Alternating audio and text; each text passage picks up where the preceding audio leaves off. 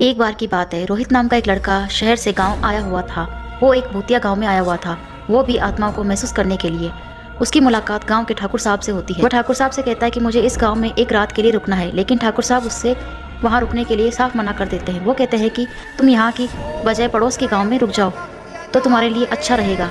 कहो तो मैं छुड़वाने के लिए अपना एक आदमी भेजूं। लेकिन सूरज भी अपनी जिद पे अड़ा हुआ था। उसे उस गांव की बुरी आत्मा महसूस करनी थी और इसीलिए वो शहर से गांव आया हुआ था। इसके बाद ठाकुर साहब उसे इस एक शर्त पर रुकने के लिए कह देते हैं कि रात होने के बाद वो अपने कमरे से बाहर ना आए, और अगर वह कमरे से बाहर आया तो उसके साथ क्या हो उसके जिम्मेदार हम नहीं होंगे। इसके बाद ठाकुर साहब अपने परिवार से रोहित को मिलाते हैं और उसकी अच्छे से खातिरदारी करते हैं। इसी बीच रोहित की नजर बाहर लगे झूले पर गई, जहाँ पर बहुत ही सुंदर लड़की झूला झूल रही थी और उस लड़की के साथ एक नौकरानी भी थी जो उसे झूला झुला रही थी। तभी सूरज के लिए खाना आ गया कि इतने में सूरज ने फिर से बाहर देखा तो वहाँ कोई नहीं था। इसके बाद रोहित गाँव में घूमने के लिए निकल गया।